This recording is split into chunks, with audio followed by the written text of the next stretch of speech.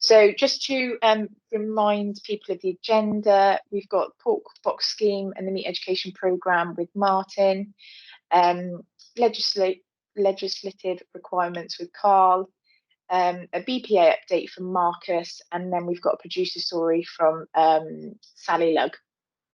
So I will pass over to Martin now, who will give a bit of an introduction to himself.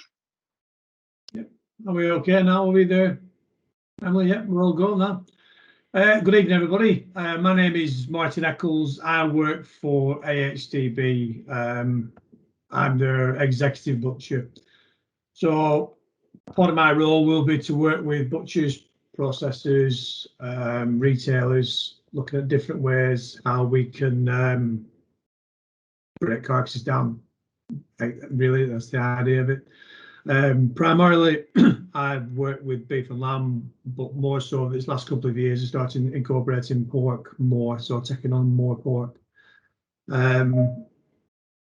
Part of the role, like I say, is we look at butchery techniques, look at yielding, looking at ways how we can just create more profitability from products at farm gates, with likes of yourselves, as well as some of the big companies that we work with. But you know, for this sense purpose tonight, we're going to be working, it's specifically geared at you. My background is butchery, so I've worked in retail, food service, in processing plants, and in catering. So yeah, so across all sections. So yeah, so if we'll carry on from there, and then we'll get into the presentation. So if 2020 told us anything, it was that consumers started to look at where they were getting the proteins from, so like the beef, the lamb, the pork, and just they want to know, they want that confidence in the provenance of the product that they were buying. You know, and it started to become apparent, you know, that sourcing it from local butchers, from farm shops, and you know, and a lot of farmers who, some already ran box schemes. So talk about beef and lamb box schemes, we had quite a few that we had already an existing box scheme for beef and lamb. Could you just move on one, please, Emily, please? So this last year, probably just before more on February last year, we decided that we needed to revamp our beef and lamb box schemes. And while we were doing that, it became apparent that there was the demand for a pork one as well. So we actually created a pork box scheme. So this is how it looks if you go onto the web page. And what we looked at, what we thought about was how is the best way to look at selling pork, if you will. Different ways about it. So we thought about the cutting specifications. We thought about how people would buy them, whether would it be as a full pig, which is quite a lot really, as for one sale. I mean, you need a fair old freezer to put a full pig in it, you know, and things like that. So we've actually based this around half a pig. So actually in the scheme, in the box scheme itself, with what you can see on the thing here, there's actually some downloadable printable posters. There's downloadable printable content page. We'll go into these when we go through, but this is just what it is. Costing guideline, a price template, downloadable printable recipe cards. We produce recipe cards for butchers as we are doing now through the QMS scheme, QSM scheme, should I say. And so we've done that on the pork. We have a pork yielding guide, and then we have a cutting and packing specifications. So if we go on to the next one, please. So downloadable printable poster, it's the one you saw. So you actually download to your computer if you want to print it off just on your on your home printer, or you can send them to a printer and get them actually done that way. So we've done all that there. We've put some pictures on. We've taken some selected cuts. These are don't necessarily have to be the cuts that you use, but we've just done it as a generic poster so you can actually use that. Next one, please. Again, when you've done the box, you can put this goes into the box. So you could say there is 4 roasting joints, there's 5 bags of chops, 4 bags of steaks, some mince, some sausages, and some diced pork. So that's just to give somebody an idea of what they're actually going to get within that box. Next, please. You've put some colour on it for me, Emily. You've not told me about this one, so throw me a bit there. So there's in there some things that I think not everybody is aware of, all the costs that are incorporated with things. So we've put in a sheet there that gives you some examples of some of the overheads that you need to consider when you're actually pricing up, you know, the product that you're selling, because the last thing you want to do is to be not taking into consideration the transport from farm to abattoir, slaughter costs, butchery costs, you know, disposing of the waste and things like that. So we've put some things together to give you some sort of ideas. And then when some people will talk about percentage markup, some talk about profit margins, and there is a difference. And again, I've just based this. I tried to make it simple. I've based it on £500. I just took it as an easy figure to work on to show you this thing like that. So please don't take that as a definitive, like saying, "No, I've got to charge £500 for it." This is just an example. So just looking at that there, if you want to make a percentage markup on £40 of 40%, that's there's an equation in there. So £250 divided by 100 times by 40 will give you a 40% pack markup. Okay, so if you were on £250, say the cost was 250 quid, and you wanted a 40% markup, that's what you need to charge. Okay, and then looking at the profit margin, again, it's a different calculation, it's a different way of looking at it, but they are there. But what I really want you to do is to actually think about what your costs are. I mean, the cost of production, producing the actual pig that you're going to use, and all the handling costs and things like that. You do need to take into consideration all these things. Okay.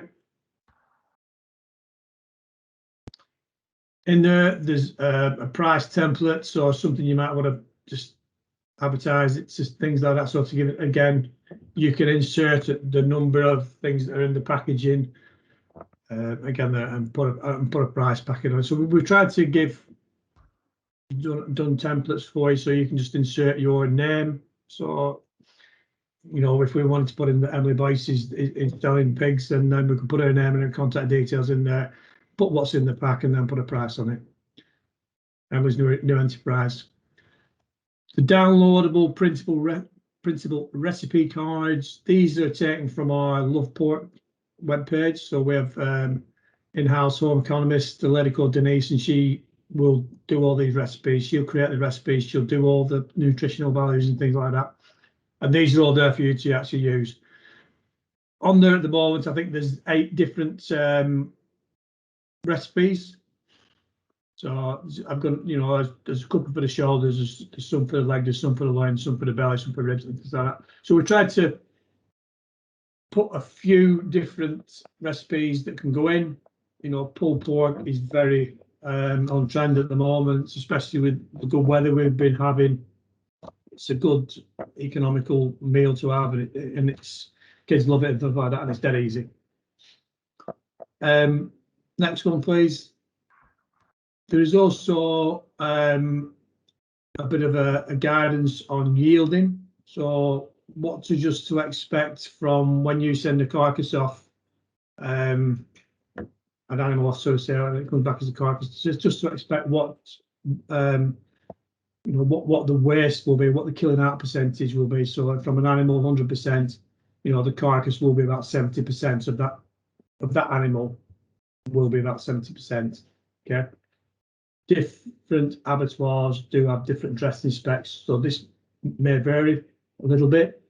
Some may include the head, some don't, some include the liver, things like that. So there's a couple of things for you to be wary of, but in general, if we look at this here, that will be what your carcass should break down. And I think on that there, it will give you the probe on whatever the live weight and the probe on that as well. So it gives you some sort of idea as a bit of a guidance to what to expect. You know, looking at the actual bone and cut waste. Again, if you're selling a lot of product that is bone in, so where we bone the legs out here and things like that, if you're doing a bone in product, then you actually, that weight is going to be less and your carcass is going to be near to 70% when you're actually selling. Okay. We've also put together a list of cutting specifications that you can use. So if you go into it, this actual section will give you a bit of an idea of how to break things down. So what shoulder cuts you're going to get, what to expect from loins. One thing that we do think with pigs, and I think it's certainly a plus point, is that people like sausages. You know, if I talk about beef carcasses, you get a lot of mince and a lot of stew, and some people like mince, some don't like stew and things like that. But with pigs, all that waste, all that trims can be combined and put into sausages, which is a great way of increasing the value, because you know people look at it and you look at the price of sausages, and sausages sometimes are more expensive than an actual leg joint. You know, if you look in some of the supermarkets, retailers, sausages will be more expensive than pork tenderloin. So it is a good way of getting good value out of your products. So there's a load of different cutting specifications. This is all downloadable, or you can just downloadable, you're printable. So if you want to actually print it, take it to your butcher and say, this are the cutting specifications we want. This is only a guideline. It's just some suggestions that I've put together. So I think that people like pulled shoulders, so I put some ways of cutting down the pulled shoulder. So if you want to do the pork collar, you can do that into steaks, but then the hand, well, I call that the hand of pork, be done as a pulled joint. Looking at chops, so we can take the cutlet end of the chops, we can cut into chops, the loin end maybe cut down into steaks, and then if we do it that way, we also get the pork tenderloin. And we've got down in cutting specifications, advising the butcher to take the full tenderloin out before he actually splits the leg from the loin, so you're getting a bigger tenderloin. So it's just little bits of ways of looking at it and how it can actually be better utilised for your the way that you're selling. I have put it down as being selling half a pig. If that model doesn't work for you, if you would rather sell it as individual cuts, that's fine. I mean, if that works for you, then by all means go down that route. But I've done it this way, so I didn't want. Again, I'll go back to beef and lamb. If we look at beef and lamb, everybody wants the prime cuts, wants the sirloin steaks, they want the rump steaks. With lambs, they want the lamb chops, but they don't want the shoulders, they don't want the breast. That's why I base it this way, because I don't want you to be left with X amount of product that's going to be into your freezer, and then you're thinking, well, I'm going to sell this. But if it works for you to sell individual cuts, you might choose to do all your shoulder into sausages because the demand is for sausages. I know that when a bit later on, when the lady who's presented at the end, she'll tell you how she's utilising sausages. So it's about how it works for you, and as long as you've got all your costs in place, then there's no reason why you can't make a good profit margin out of this. So that's looking at the pork box scheme. All this is free for you to use. Your levy pays. This is the work that we do to actually increase the sales of pork. So again, this, I say it's free. You've paid for it. Your levy pays. So, but it's there for you to use. And we are more than welcome to talk to people if we need any bit of advice, or if they can't find anything on our webpage. Again, myself and Karl are there to for you to help you. Another thing that we also have produced that's on the webpage is the meat education program. Probably about 5 years ago, we looked at people coming into the industry, into retail, into farm shops, into butchery, into chefs, and we've, you know, there's a big gap of education that needs doing, because people are coming in and they weren't really getting the education as they came through. So we compiled a meat education program. It's beef, lamb, and pork. So we have covered the 3 proteins. Go on to the next one, please, Emily. So there's 9 practical assessments across beef, lamb, and pork. 9 theory assessments, again, beef, lamb, and pork. There's also assets on cooking and assessments on cooking and customer service, so telephone skills, front of house. Again, people need to know about the product that they're actually selling, so we're giving them that information. And there's also a downloadable version which has been translated into Polish, because we do find that a lot of the people working in the cutting plants tend to be from Eastern European. So if we just go to the next one, please. Within the pork modules, so we have the theory modules, we have the practical modules, and this is just to give you an idea of how it looks when you actually get into the web page. One that we do find is really good just to introduce people coming into the industry, so you know, some students and things like that, is understanding pig production. I learned a lot on this. I mean, it'll be like sucking eggs to you people, because it's just what this is your day to day. But imagine somebody coming into the industry who hasn't got any sort of knowledge. So we've put this together. There's different aspects, and I've just put a bit on here about sales, about slaughter, and things to look at. PSE, you know, I mean, do people not get told what PSE is? So when an animal goes to slaughter, you know, if there's any stress and the importance of animals not being stressed when they go to slaughter, you know, the effect that it can have. So again, we've given them a brief overview of what things is, and if they actually go into that sector, then they can look into it a bit more. But it's actually giving them that basic knowledge of these are some of the things that they need to be aware of as they go into this sort of process. We don't actually do the practical assessments. We have the materials that a young butcher, somebody in a farm shop, they can do the practicals, but they need to get a separate assessor to come in. So, and there is training providers dotted around the country that do cover all the country as well. So even if you're in where I'm in Preston, you can get somebody, an assessor, to come from the Midlands that will come and assess you. There's some out towards Norfolk, out towards Ipswich, and there's various ones again. And there's also separate assessors that will assess the assessor, as you get like that come out from somewhere just quite close to Leeds. Next one, please. We also produced a meat purchasing guide app. So this is something that you can have on your phone. Again, it's free to use, just like that. It's available on iOS. It's available on Google. When you do go in to actually download this, you do need to look for the one that says DPM there, because that's the one that you need to download. And you can use that there's an ordering tool. There's all the cutting specifications that we've talked about on pork. There's a bit of detailed in there about byproducts, about 5th quarter products, and also goes into beef and lamb. Just because you're a pork producer, might not all, you know, you may produce some lambs as well. You may have a bit of beef. You might do across all 3. So it's there to give you all this sort of information. Again, is that it's free for you to for download and to use.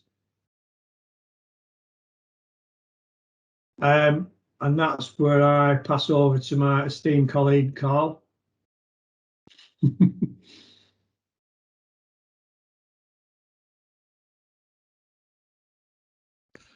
you can get off. Good evening. I'll just put a bit of intro about myself out there. So I'm Karl Pendlebury. I've been with AHDB approximately 6 years. My background is agricultural. I started at farm level and really enjoyed farm level, and actually still miss the farm level work. I then moved into animal sales and being a farm liaison between slaughter and the farm to try and get the best possible animal from the farm for the best possible job. And then moved into food business auditing, which is where I had a real passion for the technical aspects of meat production and trying to get the right areas for the right jobs and the certifications correct. So I did everything all the way from red tractor right the way through to the big business auditing.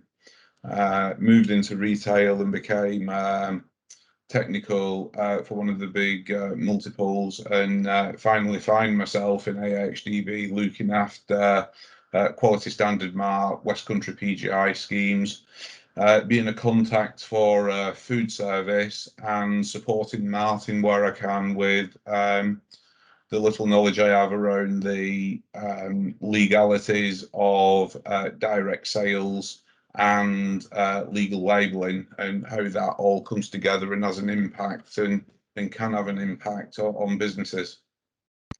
So tonight, Emily was kind enough to ask me to come and speak regarding direct sales from farmers and from producers that want to get closer to the consumer. And that's understandable to get closer to the consumer, because actually that's where you now get the opportunity to cut some of that middle cost out if we actually do this correctly and have everything lined up so as that you don't run into too many problems retrospectively.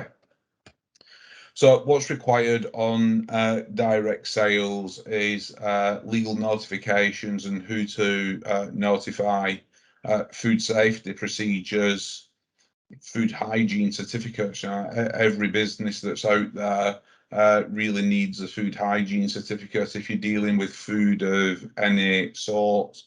HACCP plan, if you've not come across HACCP plans, it's they can be a bit frightening in a way, but actually if you break it down, they're very, very simple documents, and the bigger the business, the more complicated it becomes, because you're employing masses and masses of staff and dealing with lots and lots of products.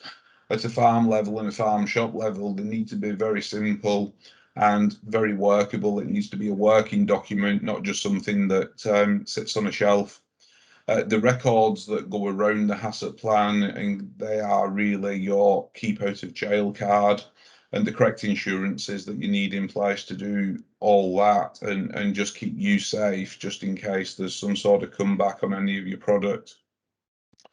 But to before you go into all that, you need to decide on what type of sales that you're actually going into. Next slide, please, Emily, thank you. Yeah, there are three real types of sales for me. Number one is what I call a straight through sale, and you are really a conduit for the product. So your pig goes off to the slaughter, and a butcher or the slaughterhouse butcher it up, pack it up. You have an order for various elements of that pig, and you take the money and pay the slaughterhouse the fee, but it's delivered straight from the slaughterhouse to the customer. That to me is what I'd call a straight through sale, that actually you don't touch the product at all, but you're just the conduit for the sale. Number two is where all that takes place, but the actual pig comes back to you pre-packed, and you take care of all the sales and the deliveries and everything that goes around that, but it's still packed before it arrives back with you.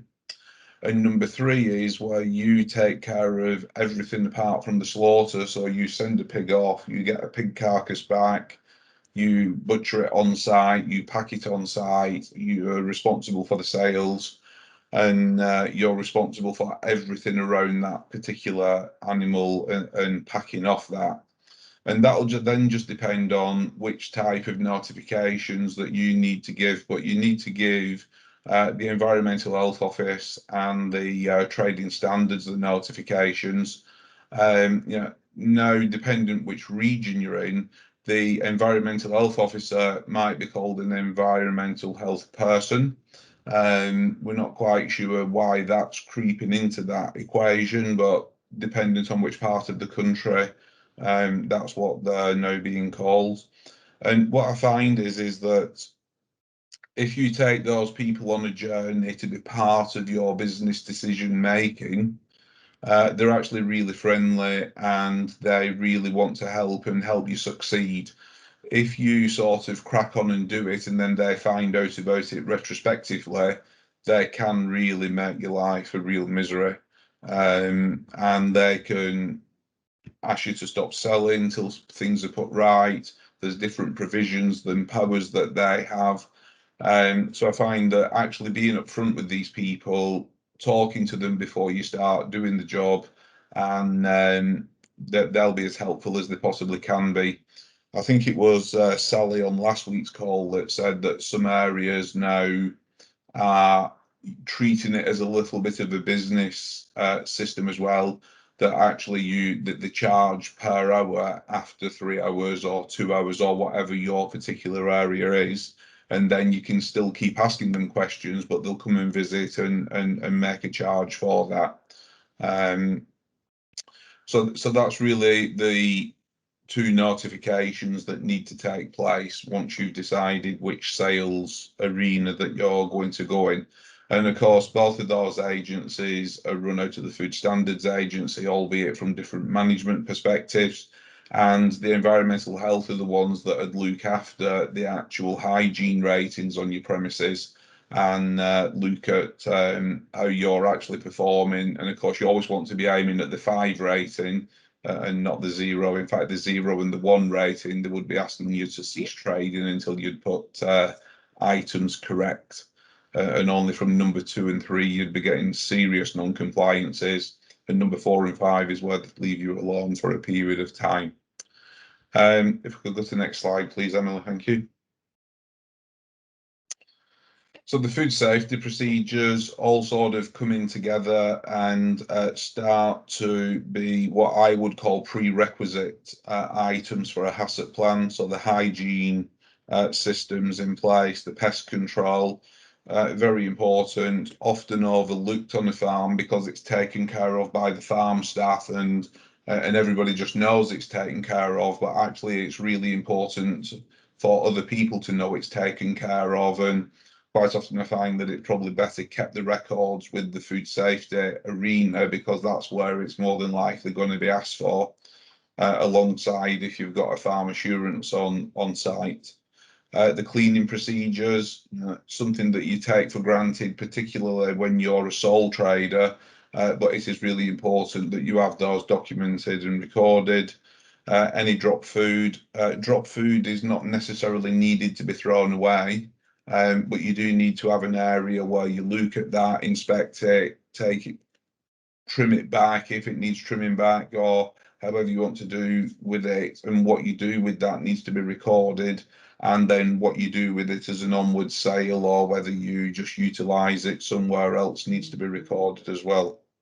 The waste procedures and is very important because, of course, the powers that come to inspect you need to know that waste is disposed of correctly, and the more we look at the environmental impacts of items and the sustainability, waste is becoming a very, very important factor within businesses. But also, the more you can eradicate waste, obviously the more you're using and the better carcass yield that you're taking out of the pig that you've got. And then to match all that with the records, a document control system, which can be very, very simple, just a matter of matching that with each of your protocols. It needs to be in place so that when you're inspected, actually the guys can match which forms relate to which process, and it just keeps everything straight. Next slide, please, Emily. Thank you. So the food hygiene certificate is just really simple. It goes as level 2, 3, and 4. The higher up the rankings that you go, the more expensive it is. But obviously, the higher up the rankings, the more respect that those certificates have by trading standards and environmental health. A level 2 is sufficient for onward sales, and you know, you can get those as cheaply as £15 on an online course, so you don't need to go anywhere. You don't need to do anything apart from spend a little bit of time. If you're very confident about your subject, you can go straight to the questions, and it can take as little as 30 minutes. If you need to go through the course, I would set aside half a day for it, really. And like I said, the bulk of people offering those courses are around £15 up to about 25. If you go into level 3 and 4, then you're talking a couple of £100. On level 4, you're probably talking between 700 and 1,000, but then you're entitled to help other businesses to look at how they operate. Next slide, please. The HACCP is generally the one where people come unstuck. It is a legal requirement for all food businesses to have a HACCP, and if they've not, then it's something that they should have, or they must have, not should have.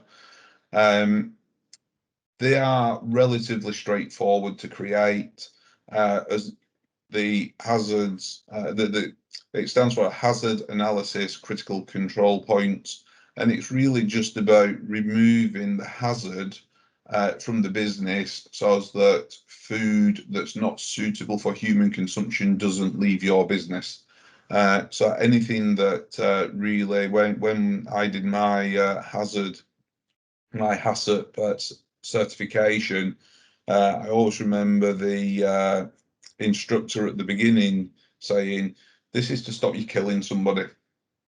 Nothing else. It won't make you a better food business. It won't make you more profitable. It won't make you anything, but it will stop you going to jail, and it will keep everyone around you safe."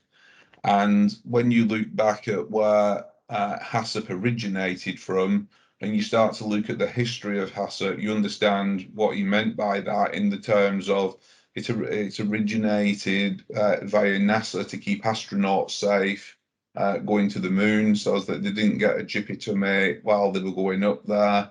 I don't think that would have been very pleasant in those suits. And so really, since the mid-60s, this system has never changed. It was a proven system. And when we had the 2 cases of serious incidents of food poisonings in the country, which was one in Scotland and one in Wales, one was around a scout camp, and one could argue that some of that was around the scouts not washing their hands and handling raw material foods. But one of them was in Wales, and actually a little boy of 7 years old died of food poisoning. And when the investigation looked for the HACCP, there was a HACCP in place, but actually the business wasn't operating to the HACCP systems or recommendations, and it just all fell apart. And unfortunately, there was lots of people ill, and this little boy died. So Professor Hugh Pennington really advised the government on HACCP from that point. And the 7 points are really to identify the hazard, identify the critical control point, and ultimately set the limit for the critical control point, so as that is really the maximum that it can be for the food to ever leave that particular area. Monitor the critical control point, apply the corrective actions, verify that that's working, and that's really very simple to do in terms of verification, and document everything, because those documents are really the ones that, I know I've used it several times, the keep out of jail card, but it is literally like that on a monopoly board, that those documents are really the Bible to keep you safe as a business, but ultimately they keep everyone else safe that you're selling to as well. And you know, I've seen HACCPs that are 10 and 12 volumes wide, and I've seen HACCPs that's just one spreadsheet, which is no more than about 500 words. And both of those HACCPs were very, very effective at keeping everything safe. So it can be done very easily for your particular business. And what's really important in all these documents is that some people have a consultant in to come and write these HACCP plans, and that's fine, that they can do that, and they can use all the big words that are perceived to be needed, but they can't do that without your knowledge. So you still sit there with them for the whole time that they write that plan, when you could actually sit there and just do the plan yourself with a little bit of research into what's required on each part of it. So I think that that's just one learning that I've taken from it, is that the people that work the business and manage the business and own the business are actually the correct people to write these documents, no matter how simple they are, because quite often the simpler they are, the easier they are for you to comply with as well. Next slide, please. So records are everything, and it's a legal requirement for a food business operator to prove innocence of a problem, and you are not necessarily innocent until proven guilty, which is a slight difference to most things in the fact that you need to prove innocence, and records do that very well. Ensure your records match the process flow of the products produced and are listed within the HACCP plan. Just our items that are needed, and this is by no means definitive, but temperature measurements, batch numbers, allergens, you know, if you've got sterilizers, sterilizer temperatures, just everything that you can think of that's there just needs to be put in place, so as that you can defend yourself should someone come back and decide that they're going to have a go at eradicating a little bit of your wallet. Next slide, please, Emily. Thank you. Lovely, thank you ever so much. Martin and Karl, that was fab, as it was last week. Have we got any questions? I know a hand popped up earlier on. Brilliant, fab. I will. I think I could. Or can you unmute you? Hi, Rowan. Hiya. How are we doing? All right, thank you. How are you? Brilliant. It's I looking think it's really a good. question for Martin, this. Yeah, so I've got a couple of questions. One of them is to do with your use by dates. Do you work your use by date out based on when the pig goes into slaughter or when it is cut? And is there any hanging time on pork?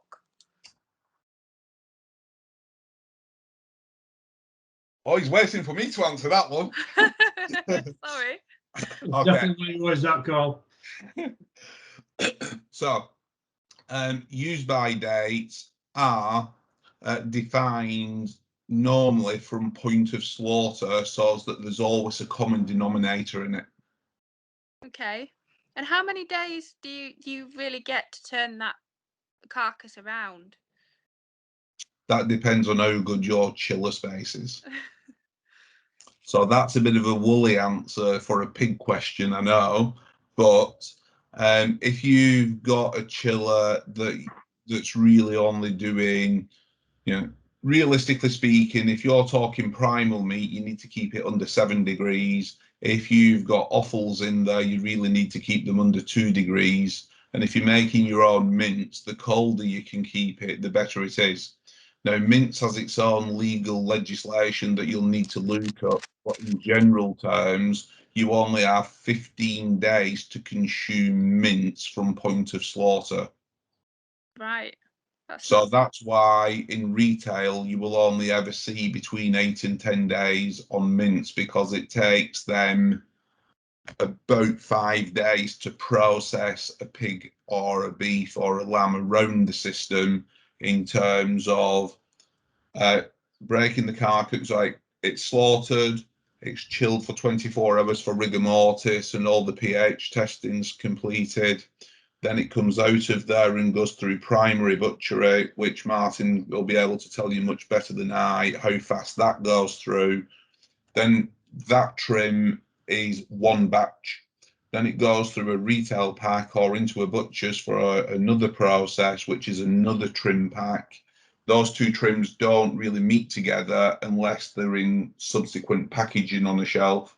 And then, so if that's at 4 days, and then you said that it needs to be minced and put on the shelf, so that's 5 days. So the maximum you can have on that really within safety is 9 days. Right. So will that apply to sausage as well, or will that mean that sausage has even less than mince because you've got to encase it? No, sausages are a whole world apart, and so are some burger mixes because they are classed as comminuted products, not mince. Okay, so are they classed as being safer than mince, or the other way That around? depends what your additive is. Okay. So if you've some nitrate in there, and nitrates bring a whole world of different legislation because it comes in at, you put a nitrate in at a particular inclusion rate, but you must always make sure that the consumption rate is less than whatever the legal state is, and the legal state at consumption, I want to say, is 400 milligrams per kilo, but you might have included it at 1,000 milligrams, and that's because it uses that it's something that's used through the system to keep the freshness of the product. And the colour as well, I think I read somewhere. Yeah, well, some nitrates do keep colour, but quite a lot of nitrates are used just for keepability processes. Is there any written guidance about processing sausages and mince? Because we're wanting to do our own sausages. There is, if you look on the government website and you go on to .gov and type in meat industry guide, MIG, it'll take you to a page that now says the meat industry guide does not exist.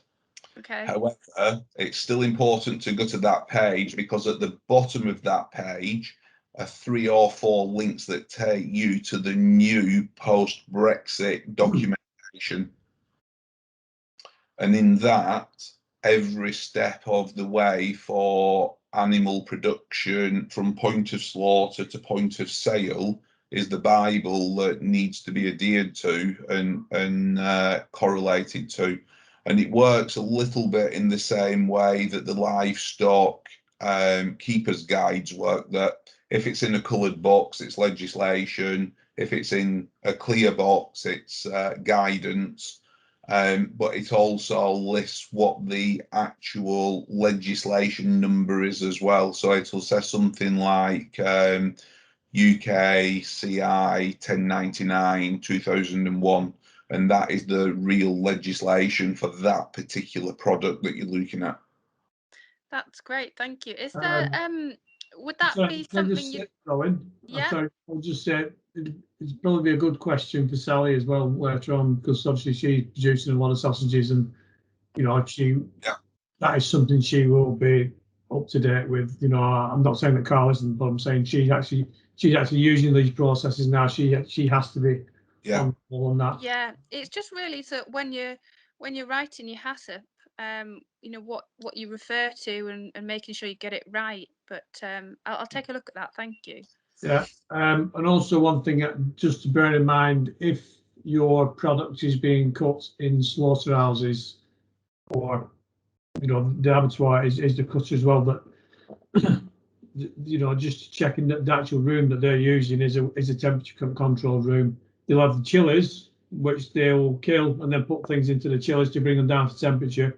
But then is the cutting facility area, is that a chilled environment as well? Yeah.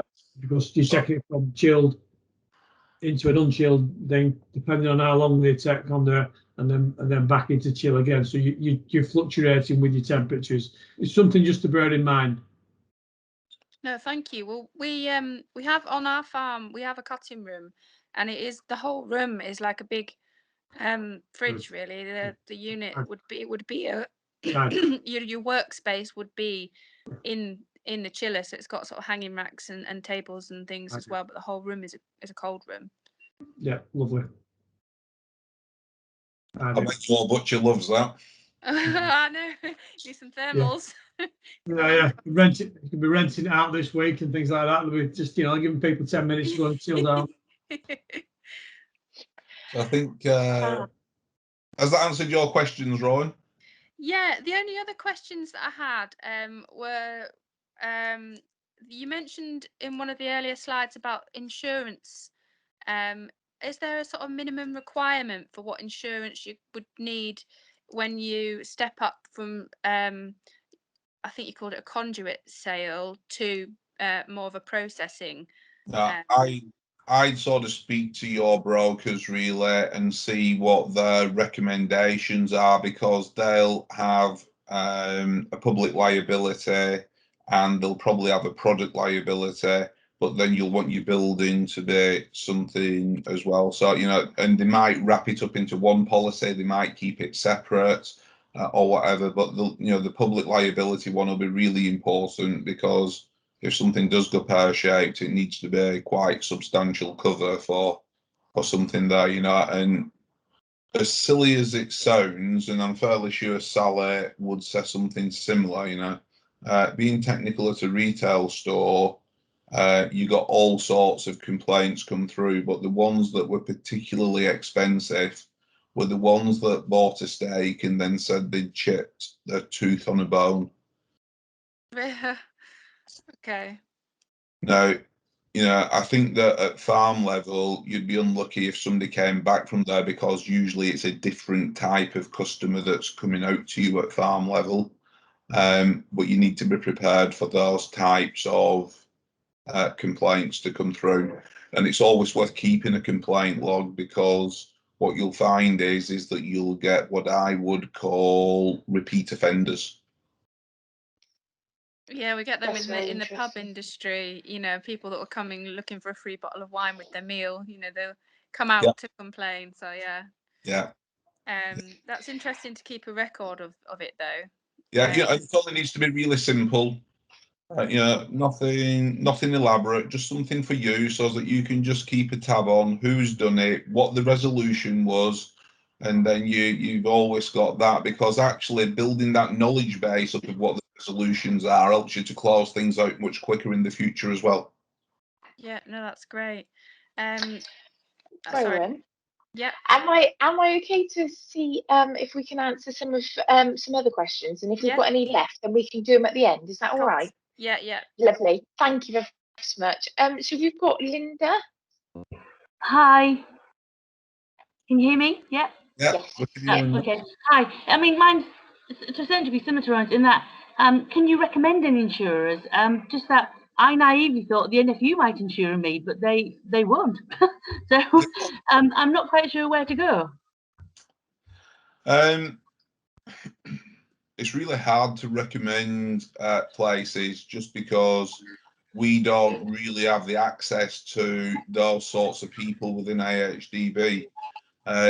When you started your food business, was there anybody just prevalent in the area that you could sort of liaise with and understand where they were insured with? Because I'm a bit unclear why the NFU are not doing that, because I know other food businesses that they are insuring.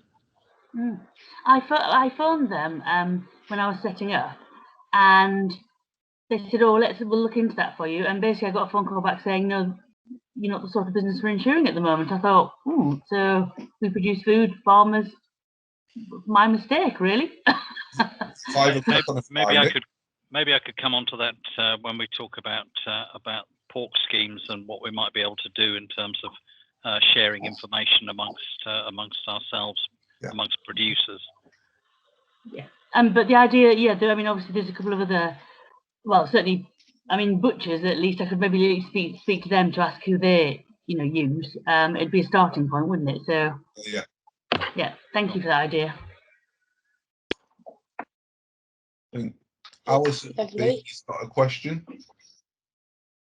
Hi, thank you. Can I ask about packaging, please, for meat, for pork? would you recommend vacuum packing as being the best option? Does it sort of extend the life, the shelf life? I would say that actually it depends on what your end user's expecting, is what I would say.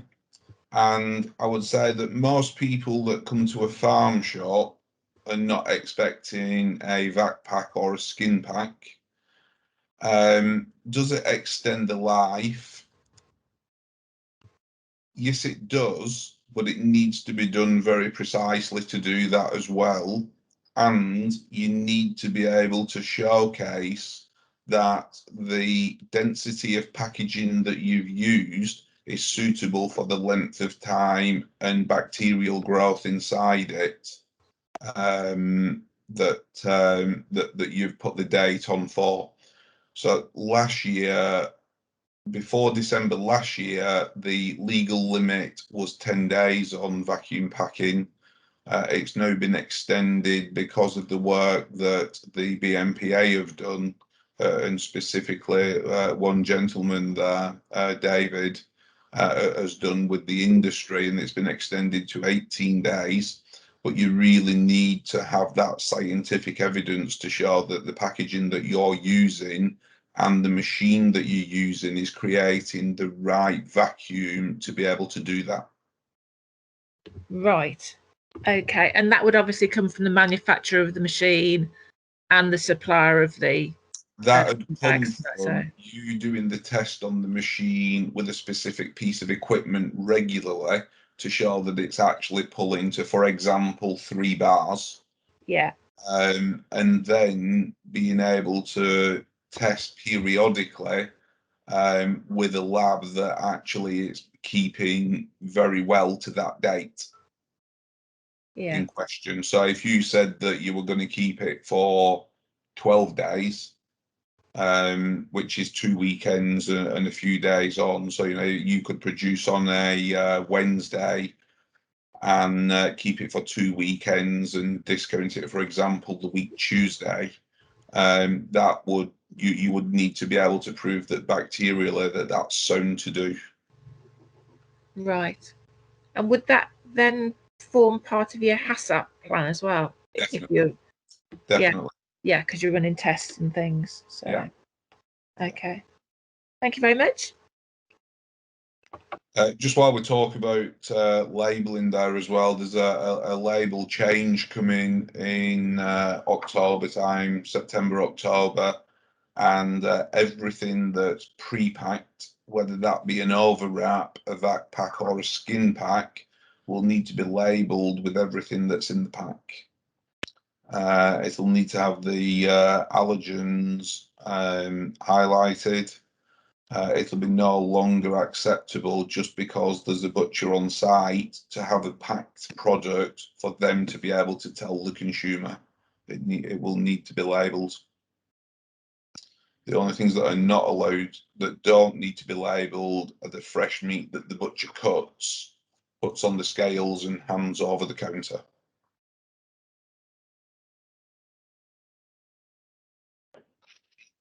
Lovely. I don't know if that was a good silence then, Emily, or whether that was a stunned silence. I think that I can speak for everyone. A good silence. We had some really good questions there. We have just had another hand come up. Linda.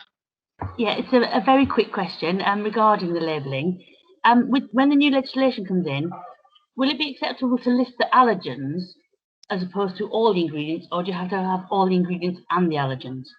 Because I'm assuming the key thing is the allergens, so people don't inadvertently eat something.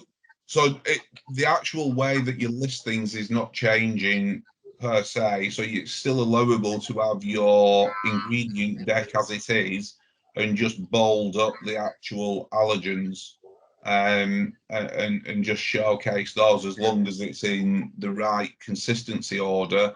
But actually, the main difference is that everything that's packaged will need to be labelled. Right, okay. And you know, most people that will talk about sausage, for example.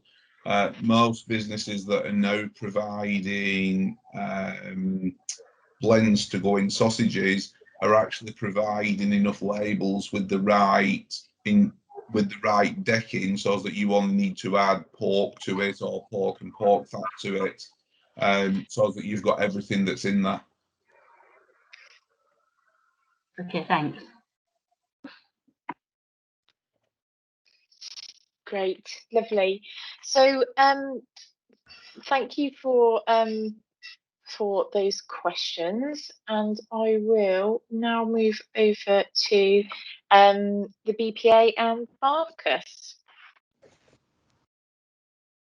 Thanks, Emily. And thank you very much, Karl and Martin. That was really interesting. And I think you can see from the number of questions and debate that that's generated that there's a huge thirst for knowledge and answers in this sector. And you know, we could probably do 2 or 3 of these meetings and go on till 10 o'clock in the evening. So I'm really grateful for the time you put in, and if you're willing to stay afterwards, that would be fantastic. Can I have the next slide, Emily? Thanks. So just very quickly about our Pedigree Pork Scheme. This is a key part of our conservation strategy. You know, the BPA is a conservation charity, and one of our key objectives is to look after our native breeds of pigs, like the saddlebacks that June was talking about. And they're not going to survive unless people eat them. So eating them to save them is at the heart of the conservation strategy. So the Pedigree Pork Scheme is designed to help with that through a very simple method. It's just a simple pledge that you sign up to say that all the breeding stock on your farm are going to be Pedigree, and you're going to birth notify all the litters. And on that basis, everything you produce is going to be Pedigree pork.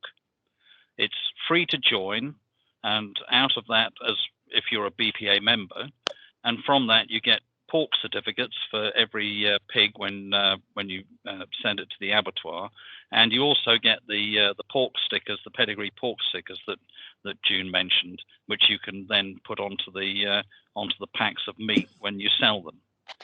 And what we're very keen to understand more about is, what do you as the producers need and want that we could help with to help you sell more pork and build really sustainable businesses for your native breed, rare breed or pedigree pigs.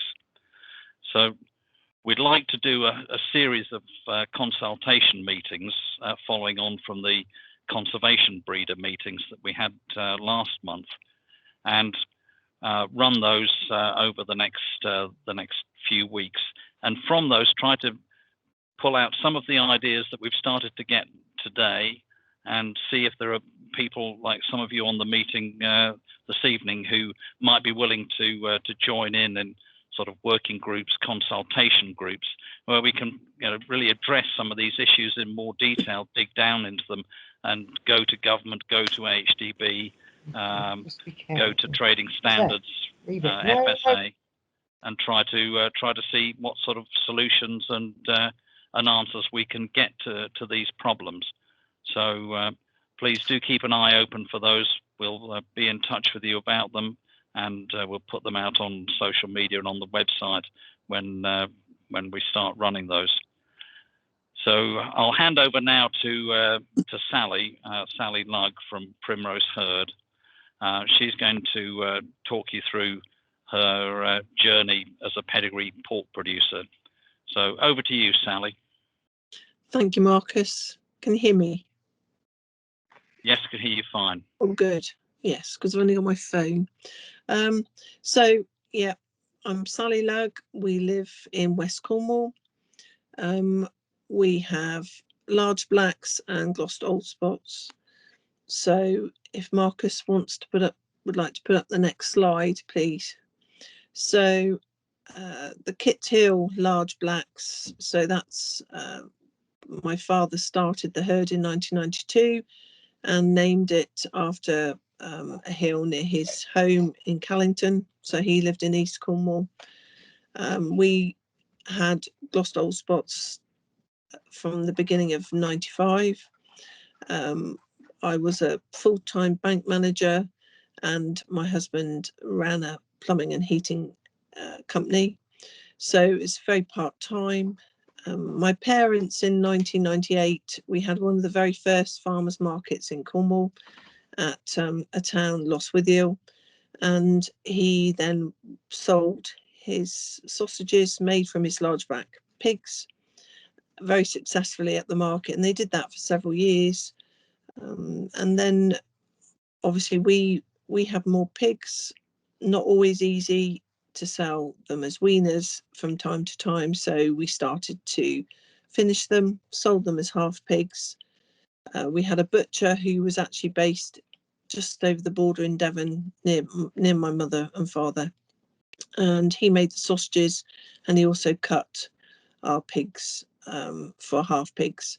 Then we had by then 3 children, and I took a redundancy package from NatWest. And I guess at the time, the early 2000s, there were very few farm shops, but farmers markets were becoming very popular, and we had quite a few in towns near to us, and so we started to sell at farmers markets and other food events. I still used the butcher near Tavistock to make my sausages, but we found a butcher who was an FSA approved cutting plant, and he made he would cut the pork, cure the bacon and pack it, and we would then sell it from there, from mainly for retail at that time. So if you could have the next slide, Marcus, please.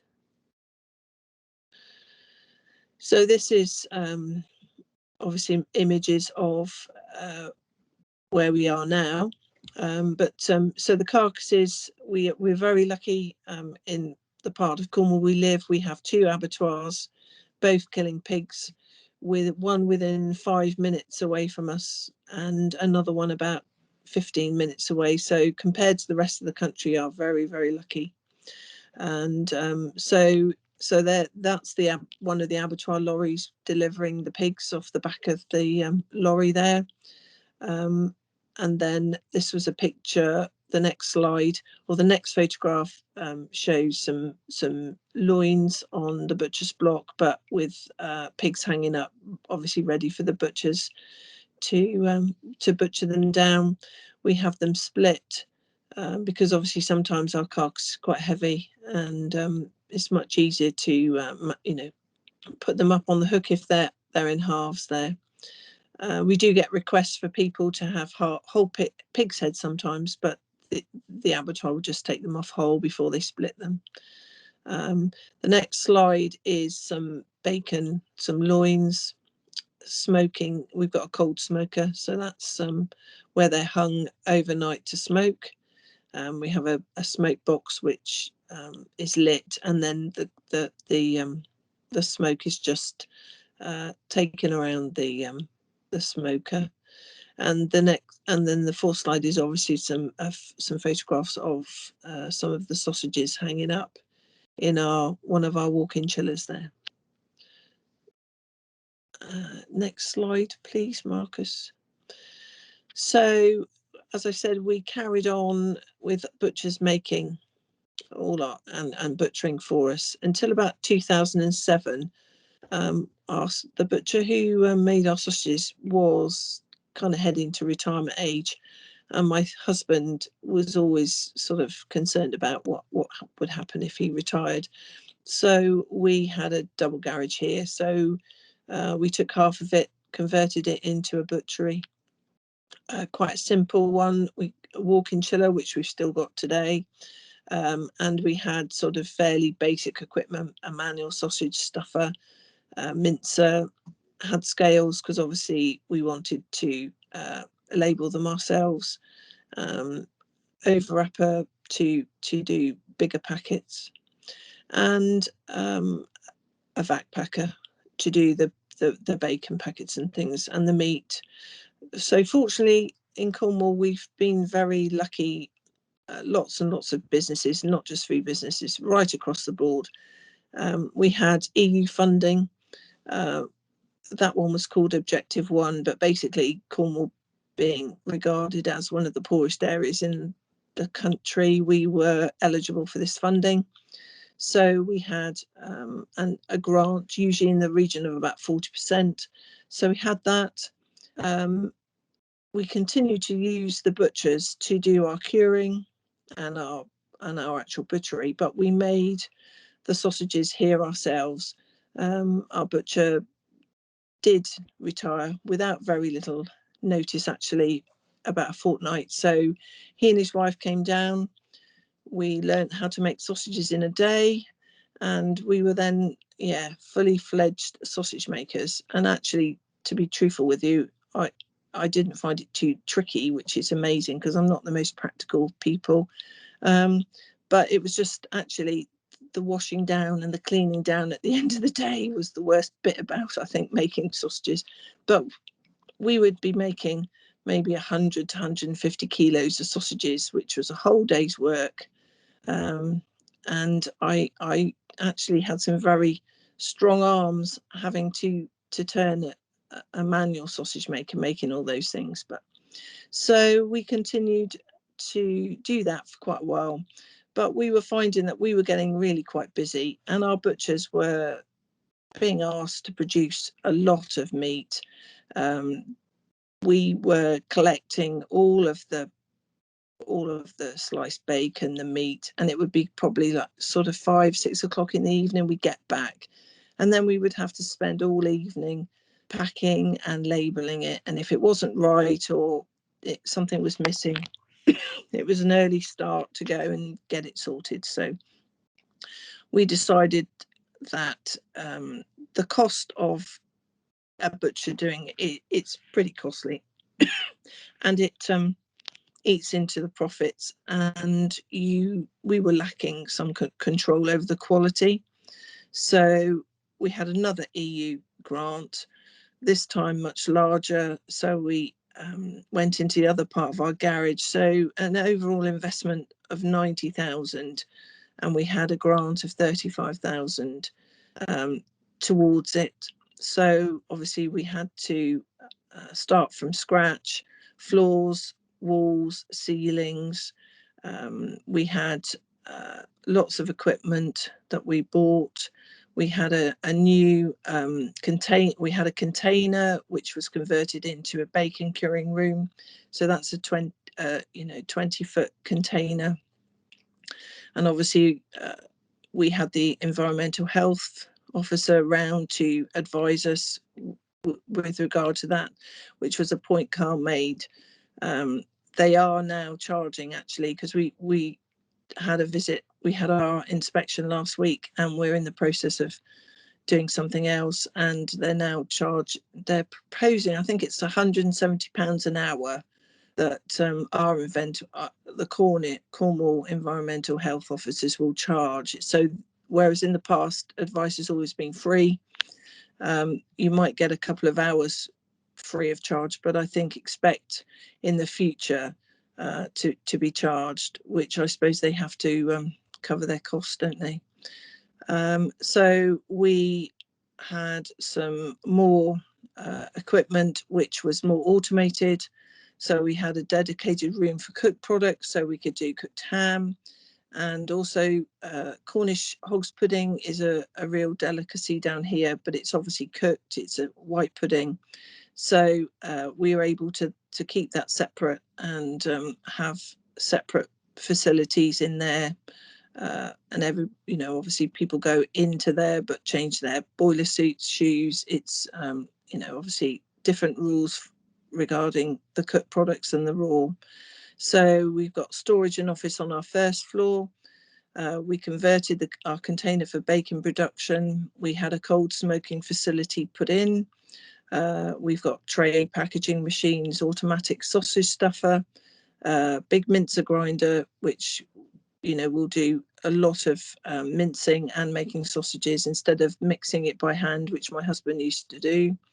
Large fat packer, computerized labeler, scales, staff facilities, and we also took the opportunity of having a website and launched an online shop. So that probably took about 6 months to actually apply for the grant, because it's pretty tricky. You have to have 3 quotes for everything, and it is a bit of a time consuming operation, but on the other hand, we did benefit hugely from that grant. So we carried on for a while using our butcher, and then obviously we decided that we would employ a part-time butcher. That was in 2013, and then we had a new butcher joined us in 2014. He's still with us all those years later. He's now our head butcher, but he's also a farmer, which is very useful. So he will actually muck out pigs, and he will help me with my pigs if I need him, which doesn't happen because he's really quite busy now. But we've got 3 butchers. We have packing staff who work in the evenings. We have cleaning staff, and my husband, William, who delivers throughout Cornwall. So each expansion has allowed us to increase sales on our customer range. We still do farmers market and food events, but we have probably 90% of our sales now are for shops, restaurants, food service, box schemes, mail order, and sales from the butchery. And we do have some large hotels, so we've got some, sort of very high end customers now who are more than willing to pay a slight premium from what a wholesaler would charge them. And next slide, please, Marcus. Can't remember what that one is. So this is some of the equipment we've got on the left. One of our packing machines. There's a tabletop one, which is what we would have had when we did our butchery to start with. Some scales, and there's a ham slicer. And then the middle one is one of the electronic scales that we have, which is programmed via a laptop, which is very useful. And obviously we have full labelling, which was the conversation earlier. So we already have all the allergen, because it's known it's going to be Natasha's law. And so there's going to be lots of information. If anybody belongs to the National Craft Butchers Association, they have got full details of what everyone will need from October, November to comply with this new law. Then we've got a tray packaging machine, and the slide on the right hand side is our cold smoker.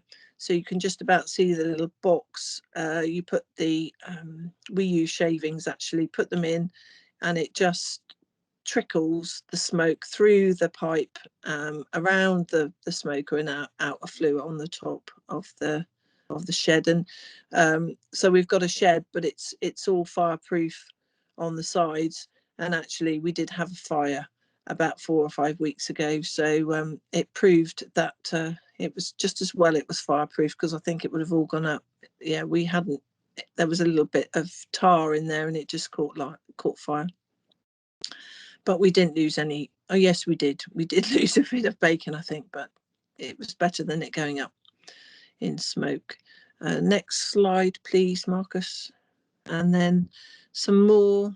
My photographic skills weren't very good this morning, but so the left hand picture shows, and I was taking it while they were using it this morning, because you can see there's some mince still in the front of it, but that's a mincer grinder, so it will mince, and then you can make your sausages in the same machine. Mince it out, put it back in, put your ingredients, your water, and there's a button to mince, there's a button to mix, and then the red button stops, and then it just it will come out of the machine ready to go in your sausage stuffer. The top one, this is where we cure our bacon. This is actually a chiller trailer, which we've hired because we're so busy that my bacon container is just not big enough. So we've got a very noisy trailer which keeps us awake at night, or it doesn't keep me awake, but it does my husband, as it cuts in and out throughout the night. So we use bread trays, and the bacon is laid in the bread trays after it's got the curing salt and sugar, which we use on that to dry cure, and then the water comes out, and then it disappears in the drain. The one with the yellow tray, that was some sausages hanging in our chiller this morning. That's just a small amount. We've made about 2.5 tons of sausages this week, so they are just a few that are left for packaging, and we will set to make some more tomorrow. Another 1/4 ton I think I've got to make tomorrow morning. And then the slide on the right is our sausage stuffer and some meat in a bin next to it, and then the right hand side of it is our walk-in chiller. And the next slide, Marcus, please. So the challenge is for any meat producer, I think, and certainly one who have traditional breeds, which many people aren't keen on because they think they're going to have black hair, there's going to be black skin. It doesn't happen if if the abattoir does their job properly. So it's consistency of supply, because obviously, especially in the whole, with food service or supplying restaurants or hotels, it's no good having it 2 weeks out of 4. You've got to have you've got to have meat available, which is the tricky thing right throughout the year. And obviously there are peaks and troughs. So you need to balance the carcass, because every piece of the pig has to be used, from the cheeks to the feet. We cure all our hocks, very, very popular. But, to make a profit, you have to use everything, every part of the pig, apart from its squeak, of course. You have to be very quality of packing. Basically, customers, especially in retail, if you're selling into a farm shop or a deli or a box scheme, basically people expect to have the same quality of their packaging as they would have in Tesco's or any other supermarket. So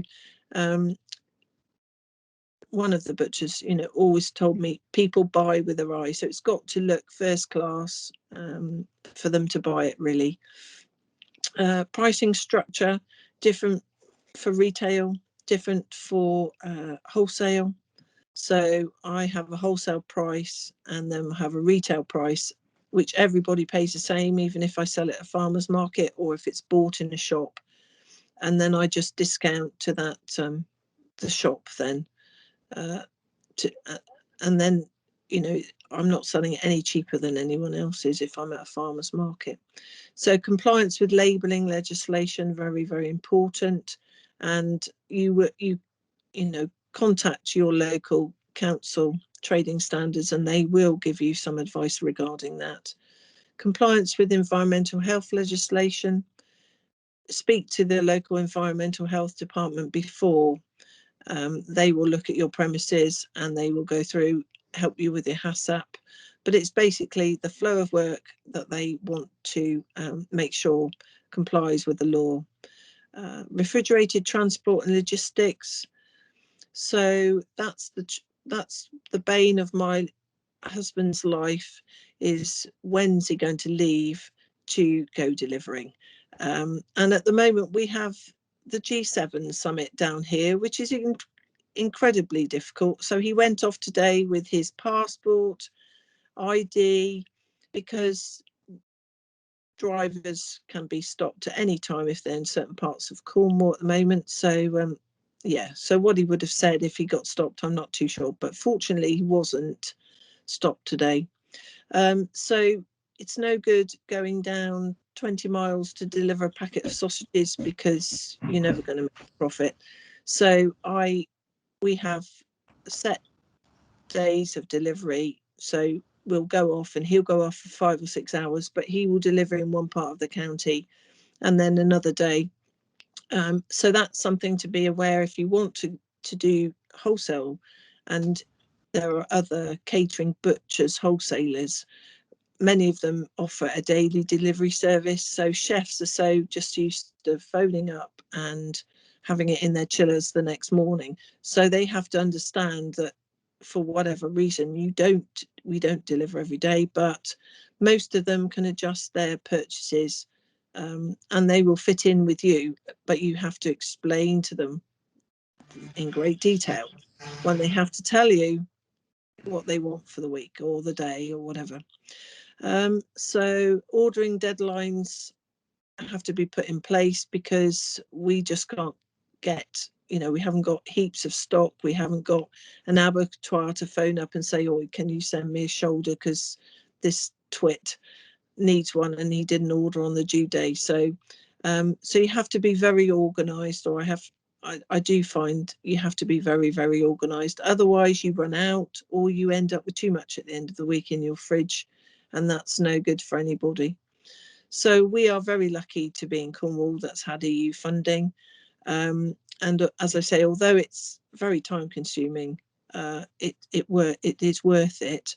There are grants for food processing grants that DEFRA will be launching later this year. So anybody who wants to get some help with maybe becoming compliant with labelling, or a walk-in chiller, or different things like that, I think you would be wise to look out, and if there's some money on offer, it might take some evenings work to put it together, but if you can get 40 or 50% towards the cost, then it's worthwhile doing so. And the other thing regarding finances, food service will generally take 60 days plus for payment. So you have to build that into your plans as well. So next slide, please, Marcus. Yes, so we have over the years entered quite a few different varieties from taste. So we've got regional awards, Taste of the West, Great Taste, which is national. We've had lots of awards from BPEX, the National Craft Butchers. So we were winners of the food service pork sausage. I think that was in about 2016 possibly. So we have a gold Mr. Sausage there, which is what everybody wants in their trophy cabinet, isn't it? We've also got a bronze one and a silver from different events, but BPEX and also British Sausage Week, that would have been for. But with the contraction in sort of grants and finances, there aren't so many. British Sausage Week isn't as big as it used to be, and obviously nothing's happened in the last few months, but we've had meat. So we enter the Meat Management Awards, and I've decided, I do a lot more butchery type of awards that we enter now. So in 2017, we had one of the top winners at the Delicious Produce Awards, and that was with our hog's pudding. We've had Producer of the Year Award from the National Pig Association, National Pig Awards twice, 2016 and 18. There's a picture of myself and my husband with Michelle Roux. That was a British Sausage Award dinner in London. And then, of course, in the middle, I have David Cameron purchasing my hog's pudding at Lostwithiel Farmers Market, which I think is 2011. So he took that back because he was staying in a hotel in Cornwall and he didn't have it for his breakfast. So he was delighted that we had it on sale there. So that's my one claim to fame, with a bit of politician there. But it's worthwhile entering, especially if you're new, because the publicity you will have publicity, especially if you do well, because it'll be circulated in the local press, maybe national. We've had all sorts of articles. Tom Parker Bowles, we're in Country Living. We've had Western Morning News, local papers. So it's all good for business, really. But you have to be mindful that people don't want to read about you every week. So it's making sure that you get it timely and in the newspaper at the right time. So Marcus, next slide, please. So marketing and awards. So the website and online shop, essential for mail orders if that's the route you want to take. High quality images of both raw and cooked food is essential. A photo shoot with cooked products as well as raw can cost upwards of £1,000 a day, plus the cost of products. So you have to make sure when you have anything done like that, that you make you use that day as much as possible. But those images are yours and can be used forever then. And people do like to see nice cooked images, sausages in a pan or burgers, or to go alongside the raw product. If you don't want the expense of running and opening a website and an online shop, there's lots of third-party sites that allow you to have a storefront. So Big Barn, there's been quite a few that have opened in the last 12 months, actually. So you build what you want to sell through them. So we use quite a few. Borough Box, Yumbles has been very good. So that avoids the expense of having the website, but you've still got to have good images. You have to usually put full ingredients lists and different things like that, but the commission can be quite high. So every third-party site takes a different structure of fees, and obviously with mail orders you have to bear in mind the packaging costs and courier fees, which are not the cheapest in the world, and also couriers are not very good sometimes at delivering on time, and so it's a different ball game doing mail orders when it doesn't arrive and your customers wanting that for a particular lunch or dinner and it's stuck in a warehouse somewhere. It can take quite a lot of time to try and sort it out. So it's essential to have a good marketing strategy, because you need to get the most of any awards. If you've got any good news stories, special offers, and I do employ someone to do this because I just that was my failing. We used to have lots of good success of awards, but I just didn't get time to put it in the newspaper or whatever. Next slide, please, Marcus. So dealing with lockdown, which has proved to be tricky for a lot of people. So last year, March, busy Easter, Mothering Sunday coming up, hoping for a good summer season. So in the week leading up to Boris's announcement, more and more customers were cancelling their orders for Mothering Sunday because it was becoming obvious that something major was going to happen. So we were left with a lot of fresh meat because we'd obviously killed pigs on the basis that we would be quite busy. So I had to suddenly on Facebook, I put an ad out for some, slightly discounted bellies and loins, and we were able to sell them that way actually to people all over the country. So Lucy, who does our PR, I sent her an email and asked her to put a discount on the online shop, and she sent it out by social media and newsletters. And all of a sudden, every couple of minutes, my computer was dinging away with orders, and it just went absolutely berserk. So our shops were, instead of having one delivery a week, they were having 4 or 5 deliveries a week. We've got some excellent bakers down here, and they suddenly, of course, all their trade stopped with the hotels.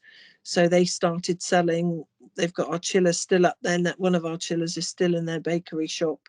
and they're still selling now 15 months down the line, and it just kept them, you know, kept them solvent actually, because you couldn't get fresh meat in Tesco's or Sainsbury's. People weren't going out. We had lots and lots of orders from London, because people couldn't get a delivery from a supermarket for weeks. So I guess we were able to fill in that gap, and fortunately, we as I say, it just went crazy. So we'd lost a butcher in February. He left, and I didn't want to replace him with the kind of thought of coronavirus coming and what would happen if we had to make somebody redundant. So we just carried on between us, working 15 hours a day at least. I spent every evening booking in mail orders, because we were doing 50 or 60 orders a day, and there was no way during the day that I could have sat at my computer and inputted all the data. So that was my work every evening, weekends catching up. So March and April and May last year were all the same. It was just relentless, but it meant we were survived really. And then June, retailer made mail orders were slowing, as we were all hoping that, you know, the country would start to unlock a bit. And then of course Cornwall just became the place to be. So we had record sales July, August, September and October. And so we were glad in November to start curing gammons and perhaps taking a bit of a breath, really, a breather. My head butcher had jury service in the middle of October for a fortnight, so that was really very tricky. So that was kind of almost working non-stop. But he came in every morning at 4 o'clock, sliced the bacon for the day. My husband would take him into Truro for his jury. He'd have a shower in the house, go off to his jury service, and then come back in the evening to do a bit more. So we're very, very lucky with our staff. So it's a two-way thing, I guess, isn't it?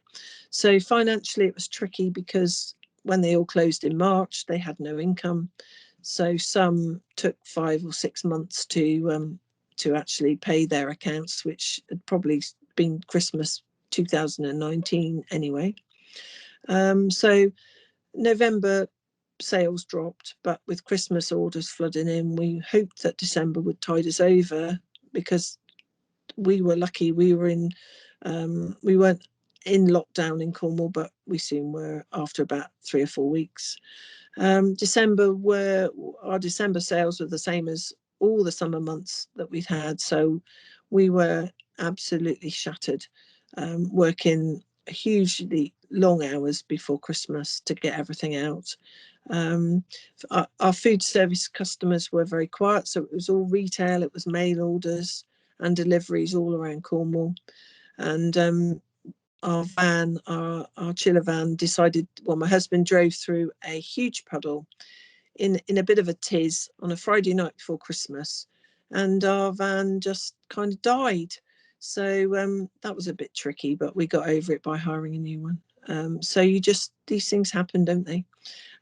So it was busy, and suddenly food service stopped because we were in the 3rd lockdown. So December was very, very busy, but 2021 until Easter has been very, very quiet. But fortunately, with a busy December, we've managed to survive. And we're now in the process of actually moving premises, because we need to. I vowed that we were never going to have another Christmas here. So we're moving to a new unit and hope to be in there in the autumn. But it will all be under one roof instead of container butchery, you know, sheds, packaging. So hopefully it will be a better place to work in. And we'll be having, because we start 4 or 5 in the morning, the butchers come in, we'll be butchering, and then we'll have an evening or even a night shift to pack. And then it'll be much easier to get the vans loaded to deliver the next morning if it's already done, and the butchers haven't got to pack and manufacture. So I think there's one more slide, Marcus. Is there? Oh yes. So these are the key messages for anybody perhaps mad enough to think about you know, sort of selling and making more of their traditional pedigree pork and their traditional pigs. Because I did forget to say that we in 2010 we had a we've had a TB restriction since 2010. So although all my pigs are pedigree, I haven't been able to sell anything for breeding since then. So obviously we had to expand the meat sales, otherwise I couldn't have at one time had 25 sows here. We wouldn't have been able to keep them because of our TB restriction, which we still have, but that's another story. So the key message is make the most of any grants for financial support, work with your local authority in environmental health, be agile and flexible. Butchers suddenly retire, as we found. Markets change, especially during the last 12 months. Remember that any food service customers will expect 60-day credit and make delivery demands that may be hard to meet. Invest in professional, high quality marketing for websites and promotion. Make the most of awards. They are great for free publicity. And I think that's everything. Thank you.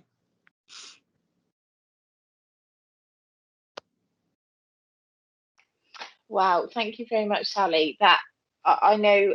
Thank you very much for everybody for sort of staying put with us, running over. But that, I think we can all say that was very worthwhile. Thank you for sharing your journey.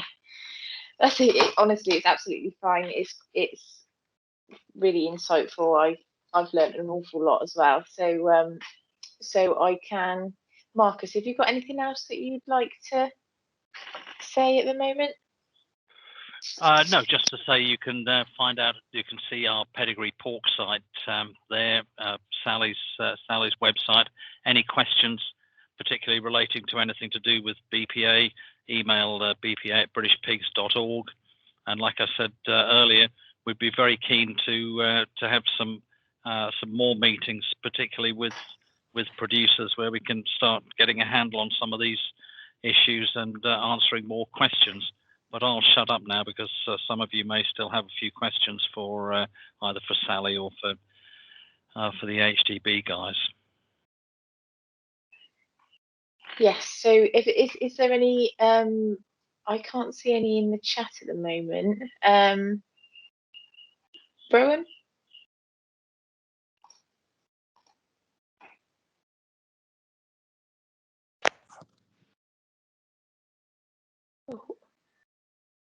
Oh, you're still on mute. Sorry. Oh, there we go. Sorry. Yeah, well, I got in touch with our EHO and Food Standards Agency about the licensing. Is it different, or particularly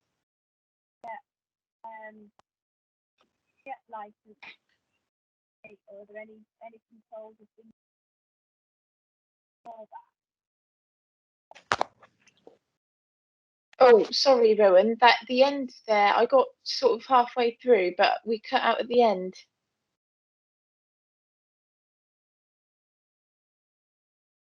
Oh, I think we may have lost Rowan. Is that better? Yes. Was that any better? Yeah, Yeah. brilliant. Yeah, it was really just so we got in touch with the EHO about becoming licensed to be able to mince meat and make sausages. Are there any sort of specific things you need to do differently to it looked like when I looked online that you had to have a full licensing as a cutting plant, but is that something Sally's found? No. A licensed cutting plant would be an FSA approved site, which really the majority of small scale producers would come under their EHO. And I've had this discussion with the FSA and they don't want to take on any additional work. So although we are doing huge quantities, our EHOs are quite happy to look Oh, that's after. fantastic to hear. Yeah. So yeah, you shouldn't have an issue at all, you know, because I remember phoning the FSA and they asked me, did we have an abattoir? I said no. Well then, you know, they haven't got the staff to be insisting that because you're a large producer kind of thing, that they don't want to, you know, they don't want any more work really, and they're quite happy to pass you to your EHO. So you shouldn't have any issues. Thank you. Can I just jump in there as well, Emily? I agree with Sally on that one, that they don't want any more work, but it does depend on the area of the country that you're in as well, of what the insistence is, because the technicality is once you move over 2.5 ton into a food service arena, that actually you become a cutting plant automatically, even if you're just a retail shop. So just be a bit wary about the volumes that you're doing, although I do agree with Sally that they're not really enforcing people to move down that route. The area that you were in could just suggest that they will do. So I am going to put a hold on the questions for now. If there are any more, then we can take them offline or off the recording afterwards. So I will just go to the end slide, because we've got a bit of an announcement our end, in that as of the end of June, I'm no longer going to be your contact for the small scale producer scheme, and Sam Crocker, who is on the call with us, is just going to say a quick hello, is going to be picking the activity up around this specific small scale producer area, and continuing the great work that we do with Marcus and the BPA. And I've really enjoyed this area of work, so thank you to everybody that I've come into contact with along the way. And I think Sam is here just to say hello quickly. Hello, everyone. Quick hello. Apologies that I wasn't able to join the full meeting. For those who don't know me, I was in Pork KT, and I've been doing a 2-year secondment with the skills team, developing the Institute of Agriculture and Horticulture. And I return in July back to Pork, so I'm really excited to work with you all. And just a massive thank you to Emily for all the work that she's done. Nice to see you, Sam. Look forward to working with you. And thanks very much, Emily. Good luck in your next assignment. I'm sure that if you move to another species, it can't possibly be as satisfying as working with pigs, but you know, we'll forgive you. Do come back and see us sometime. I'm not going to be too far away, don't worry. Hopefully. So next meetings, that's a bit of a watch this space. We've obviously got the consultations coming up with the BPA, and we will be promoting those through the AHDB channels as well, and then planning for the next round of events. And then sort of for the recording and any other information or topic requests, then you can also visit the AHDB webinar page, and we've also got the small scale producer page. So that is that one. And then for the feedback, I have popped the feedback form into the chat. It all just helps us give you as levy payers what you want. So it's really important to us. I will pop it again, as I keep repeating, quite a lot of content will be coming to you in the email afterwards. So just again, a really big thank you from me and from the speakers tonight for joining us, and a thank you to the speakers. And we will wish you the best, and take care and enjoy the sunshine. Cheers, Emily. I don't think everyone realises probably quite how much hard work you've put in the background, but I'm sure it's appreciated by everyone. Thank you, Pat. The future. I'll stop recording now. Thanks, Patrick.